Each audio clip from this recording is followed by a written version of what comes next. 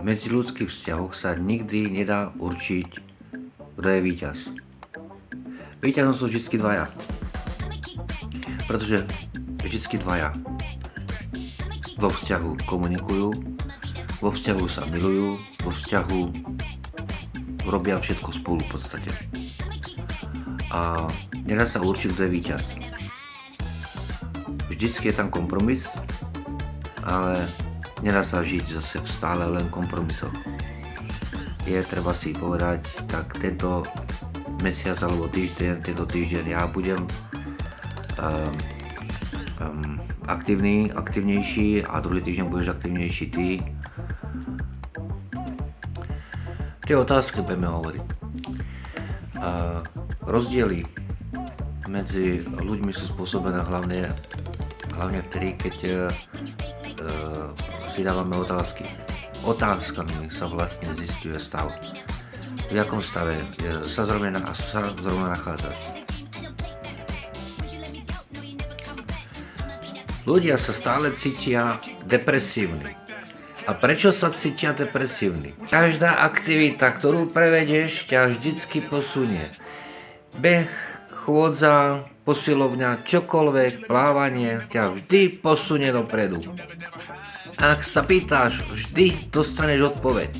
Na mizernú otázku mizerná odpoveď. Na dobrú otázku dobrá odpoveď. Vždy si kontrolujú otázku, kontroluj si odpoveď, akú dostávaš.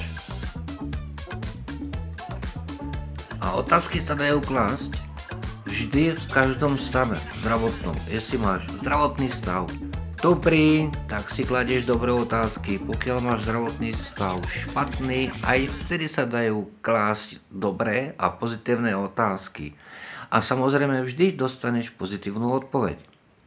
Otázky ako fungujú? Fungujú tak, že keď si dáš otázku, tak na to sa zameriavaš. Na čo si sa pýtaš, tak na to sa zameriavaš. A vždy na to zamerané dostaneš odpoveď. Snaž sa, aby si dostal vždy tú pozitívnu odpoveď. A dostaneš to tým, že sa začneš zameriavať na niečo úplne iné. To znamená, že sa začneš zameriavať na to, čo chceš. A nie na stav, ktorý zrovna teraz máš. A to stejné platí aj v medziľudských vzťahoch, hlavne medzi mužom a ženou. Aký vzťah máš, aké otázky dávaš, tak žiješ. A samozrejme existujú posilňovacie otázky. Keď máš krízovú situáciu, tak si dávaš posilňovacie otázky. Posilňovacími otázkami vlastne posilňuješ stav, v ktorom si. Budeš pýtať, ako mi to mohol spraviť, tak sa budeš udržiavať neustále v negatívnych odpovediach.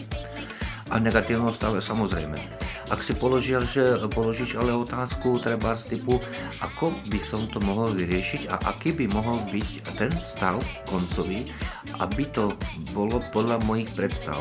Tak na takúto otázku dostaneš kladnú odpoveď. To znamená, že na čo si sa zameral, to dostávaš.